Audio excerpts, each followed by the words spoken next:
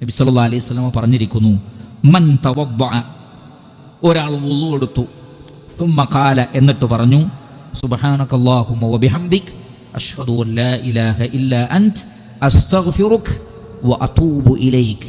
സുബ്ഹാനക അല്ലാഹുമ്മ, അല്ലാഹുവേ നിന്റെ പരിശുദ്ധിയെ ഞാൻ വാഴ്ത്തുന്നു, നീ പരിശുദ്ധനാണ് റബ്ബേ, എല്ലാ ന്യൂനതകളിൽ നിന്നും നീ മുക്തനാണ് റബ്ബേ.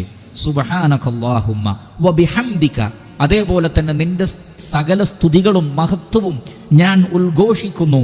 ലാ ഇലാഹ ഇല്ലാ അൻത, നീ അല്ലാതെ ഇലാഹില്ല, ആരാധ്യനില്ല. അസ്തഗ്ഫിറുക, ഞാൻ നിന്നോട് പാപമോചനം തേടുന്നു. വഅതൂബു ഇലൈക, ഞാൻ നിന്നിലേക്ക് പശ്ചാത്തപിച്ചു മടങ്ങുകയും ചെയ്യുന്നു. സാധാരണഗതിയിൽ ഒരു മജ്ലിസിൽ നിന്ന്, ഒരു നന്മയുടെ മജ്ലിസിൽ നിന്നൊക്കെ എഴുന്നേൽക്കുമ്പോൾ നമ്മൾ ചൊല്ലുന്ന ദിക്റാണ്. പക്ഷേ അള്ളാഹുവിൻ്റെ റസൂൽ വുളുവിന് ശേഷവും കൂടി ഈ ദിക്ർ പഠിപ്പിച്ചിട്ടുണ്ട്. ഭൂരിപക്ഷ മുസ്ലിമീങ്ങളും ഈ ഒരു ദിക്റിനെ സംബന്ധിച്ച് അശ്രദ്ധയിലാണ്. സുബ്ഹാനകല്ലാഹുമ്മ വബിഹംദിക് അഷ്ഹദു അൻ ലാ ഇലാഹ ഇല്ലാ അൻത അസ്തഗ്ഫിറുക വഅതൂബു ഇലൈക്. ഇങ്ങനെ പറഞ്ഞാൽ കുതിബ ഫീ റഖ്ഖിൻ, ഒരു പ്രത്യേക ഏടിൽ മലക്കുകൾ ഈ ദിക്ർ എഴുതി വെക്കുന്നതാണ്. ആ വ്യക്തിക്ക് വേണ്ടി അദ്ദേഹം ചൊല്ലിയ ഒരു ദിക്ർ എഴുതി വെക്കും.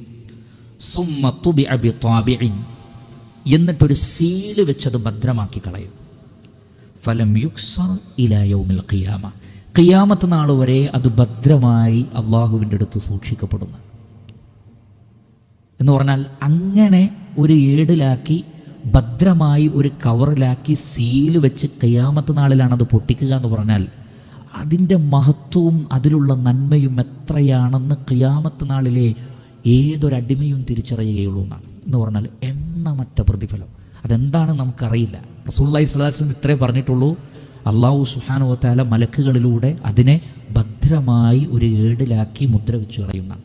ഖിയാമത്ത് നാളിൽ അത് പൊട്ടിക്കുള്ളൂ. അതുകൊണ്ട് തന്നെ ആർക്കും അറിയില്ല അതിൻ്റെ പ്രതിഫലം എത്രയാണ് എന്ന്.